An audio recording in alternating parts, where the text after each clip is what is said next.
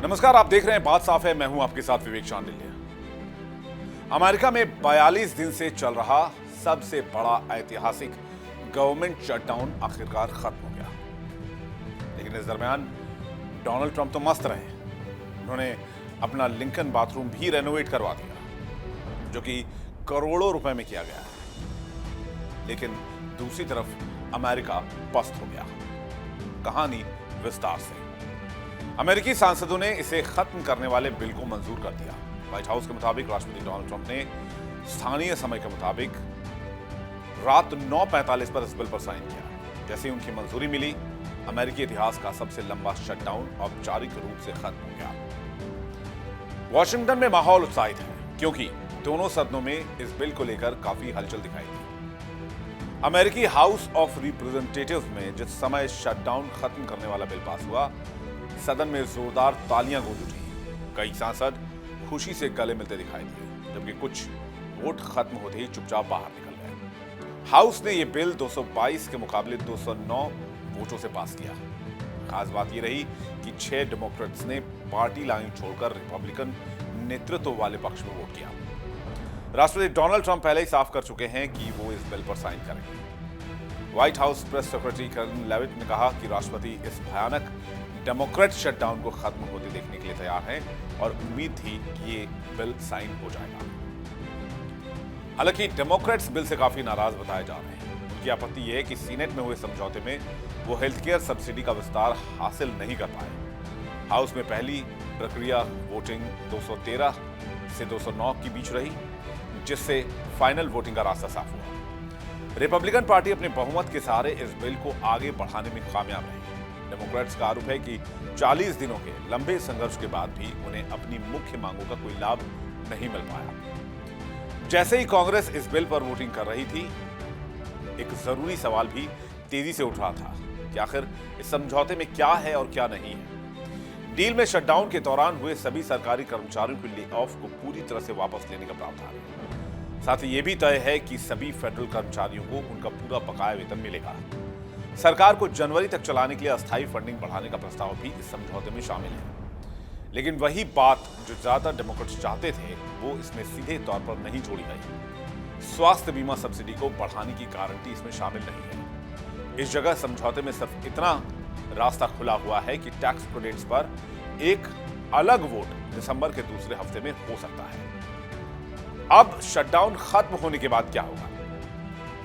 America में चले इस सबसे लंबे शटडाउन ने हवाई अड्डों पर अव्यवस्था से लेकर लाखों फेडरल कर्मचारियों के बिना वेतन काम करने और कम आय वाले परिवारों के खाद्य सहायता कार्यक्रम बंद होने तक कई तरह की दिक्कतें पैदा की। लेकिन इससे खत्म होने से अमेरिकियों को फौरी राहत मिलेगी। सभी फेडरल एजेंसियां फिर से अपना काम शुरू कर पाएंगी और सरकार को 30 जनवरी तक फंडिंग मिल जाएगी। शटडाउन के दौरान निकाले गए कर्मचारी वापस लिए जाएंगे और जनवरी के अंत तक किसी नई कटौती पर रोक रहेगी। जिन कर्मचारियों ने बिना वेतन काम किया या जिन्हें जबरन छुट्टी पर भेजा गया था, उन सबको बैक पे यानी बकाया वेतन दिया जाएगा। लगभग 14 लाख कर्मचारियों को पे बैक मिलेगा। इसमें एयर ट्रैफिक कंट्रोलर भी शामिल हैं, जिनकी कमी की वजह से कई फ्लाइट्स रोकी गई, सीमित की गई या रद्द कर दी गई। कम आय वाले लाखों अमेरिकियों के लिए स्नैप यानी कि फूड स्टैम्प कार्यक्रम को 30 सितंबर तक फंड किया जाएगा। बिल दिसंबर में सीनेट में स्वास्थ्य बीमा टैक्स क्रेडिट पर अनिवार्य वोट कराएगा, जिससे कई अमेरिकियों के लिए स्वास्थ्य बीमा प्रीमियम सस्ते में रहने में मदद मिल सकती है। बच्चों के लिए मुफ्त और कम कीमत वाले स्कूल मील कार्यक्रम को भी पूरा सपोर्ट किया जाएगा। कांग्रेस सदस्यों की सुरक्षा के लिए $203.5 मिलियन का प्रावधान रखा गया है। कैपिटल परिसर की सुरक्षा जरूरतों को पूरा रखने के लिए भी इसमें फंड का इंतजाम किया गया है। लेकिन डोनाल्ड ट्रंप ने डेमोक्रेटिक पार्टी को शटडाउन के लिए जिम्मेदार ठहराया। डोनाल्ड ट्रंप ने कहा कि डेमोक्रेट्स द्वारा लगाए गए शटडाउन से भारी नुकसान हो चुका है। इसके चलते 20,000 फ्लाइट्स या तो रद्द हुई हैं या फिर उनमें देरी हुई है। 10 लाख से ज्यादा सरकारी कर्मचारियों को वेतन नहीं मिल पाया और लाखों जरूरतमंद लोग सरकार द्वारा बांटे जाने वाले खाने से वंचित हो गए। शटडाउन के चलते हजारों संघीय ठेकेदार और छोटे व्यापारियों को पैसे नहीं मिल पाए। जब शटडाउन से हुए नुकसान के बारे में ट्रंप से पूछा गया तो उन्होंने कहा कि शटडाउन से हुए नुकसान की गणना करने में अभी हफ्तों का वक्त लग सकता है और महीने भी लग सकते हैं। शटडाउन ने हमारी अर्थव्यवस्था और हमारे लोगों को भारी नुकसान पहुंचाया है। शटडाउन खत्म करने के लिए ट्रंप ने विधेयक पर हस्ताक्षर कर दिए हैं, लेकिन अभी भी सरकार को पूरी तरह से रिकवर होने में हफ्ते भर का समय लग सकता है। अलग अलग एयरपोर्ट पर उड़ानों को पूरी तरह से संचालित होने में अभी कुछ दिन और लग जाएंगे। लेकिन भारत को डेड इकोनॉमी बताने वाले ट्रंप के अमेरिका का इन्हीं 45-42 दिनों में बाजा बच गया। कहते हैं हर हफ्ते $15 अरब का नुकसान अमेरिका को हुआ है और अमेरिका को फिर से महान बनाने का दावा करने वाले डोनाल्ड ट्रंप ने एक अनचाहा रिकॉर्ड भी अपने नाम चिपका लिया। उनके पहले कार्यकाल में सरकारी शटडाउन का जो रिकॉर्ड बना था वो रिकॉर्ड भी इस बार टूट गया। 2018-19 का शटडाउन 35 दिनों का सबसे लंबा शटडाउन था। केवल एक आंशिक शटडाउन था, लेकिन इस बार 42 दिन का शटडाउन खत्म हुआ। इसका असर अमेरिका की इकोनॉमी पर भी दिखा। ब्लूमबर्ग की एक रिपोर्ट के मुताबिक इस शटडाउन से अमेरिका को हर हफ्ते $15 अरब का नुकसान हुआ। गोल्डमैन सैक्स की रिपोर्ट के मुताबिक शटडाउन चौथी तिमाही में अमेरिका की जीडीपी ग्रोथ को 1.15% तक स्लो कर सकता है। जीडीपी इकोनॉमी में होने वाले कुल उत्पादन का सबसे बड़ा पैमाना है, जिसमें महंगाई को शामिल नहीं किया जाता। कांग्रेस बजट कार्यालय सीबीओ का अनुमान है कि शटडाउन से अमेरिका की जीडीपी में 1 से 2% की कमी आएगी। सीबीओ ने पिछले हफ्ते एक खत में लिखा था कि सरकारी शटडाउन जितना लंबा चलेगा उसके प्रभाव उतने बढ़ते चले जाएंगे। सीबीओ का अनुमान है कि इस गिरावट का अधिकांश हिस्सा बाद में ठीक हो जाएगा। फिर भी शटडाउन के दौरान 7 अरब से 14 अरब डॉलर का स्थायी नुकसान हो सकता है।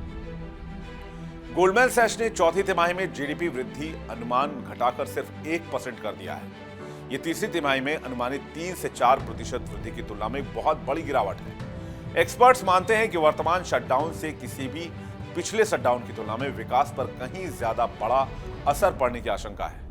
इसकी वजह यह है कि यह अमेरिका के इतिहास का सबसे लंबा शटडाउन है और पिछले शटडाउन की तुलना में इसका दायरा बहुत बड़ा है।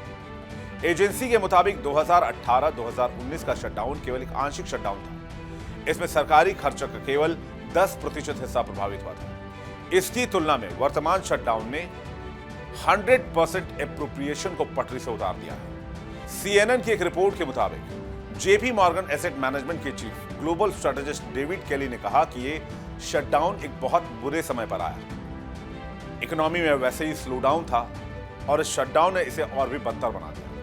केली ने चौथी तिमाही में अर्थव्यवस्था को धीमा करने वाले कई कारणों का हवाला दिया। इनमें हाई टैरिफ और इमिग्रेशन में कमी शामिल है। उन्होंने कहा कि राजनीतिक लाभ के लिए डेमोक्रेट और रिपब्लिकन लोगों को दर्द देने के लिए तैयार है। शटडाउन से होने वाले सटीक आर्थिक नुकसान को मापना फिलहाल मुश्किल है। इसका एक कारण यह भी है कि शटडाउन के कारण सरकारी डेटा का ब्लैकआउट हो गया है। फेडरल रिजर्व के चेयरमैन जेरोम पॉवेल ने खुद इस बात को स्वीकार किया है कि पिछले हफ्ते एक प्रेस कॉन्फ्रेंस में उन्होंने कहा कि अगर आप कोहरे में गाड़ी चला रहे हैं तो आप क्या करते हैं? आप धीमे हो जाते हैं। हम वास्तव में देख नहीं पाते, इसलिए आइए धीमे हो जाएं। शटडाउन के कारण अक्टूबर महीने के लिए बेरोजगारी दर भी बढ़ने की आशंका है। व्हाइट हाउस ने शटडाउन के दौरान छटनी किए गए कर्मचारियों को भुगतान करने की प्रतिबद्धता नहीं जताई। इससे स्थायी आर्थिक नुकसान का जोखिम और बढ़ जाएगा। लॉन्ग टर्म में इसका क्या इंपैक्ट होगा? दीर्घकालिक परिणाम की अगर बात की जाए तो साफ है कि यह शटडाउन अमेरिका की इकोनॉमी के लिए एक बहुत बड़ी चुनौती पेश कर रहा है। इससे लाखों लोग सीधे तौर पर प्रभावित हुए हैं और भविष्य की आर्थिक अनिश्चितता भी बढ़ रही है। सरकार के कामकाज में रुकावट का असर सिर्फ सरकारी कर्मचारियों तक सीमित नहीं है, बल्कि ये आम नागरिकों और ग्लोबल इकोनॉमी पर भी इंपैक्ट डाल रहा है। डेटा की कमी के कारण नीति निर्माताओं के लिए सही फैसले लेना मुश्किल हो रहा है और फेडरल रिजर्व जैसी संस्थाएं भी अनिश्चितता का सामना कर रही हैं। यहां देखना यह इंपॉर्टेंट होगा कि कब तक यह स्थिति बनी रहती है और इसके दीर्घकालिक परिणाम क्या होते हैं। अमेरिका की जीडीपी का कितना हिस्सा इस शटडाउन की वजह से गिरता है? बात साफ है। फिलहाल इतना ही। बने रहिए इंडिया डेली के डिजिटल प्लेटफॉर्म।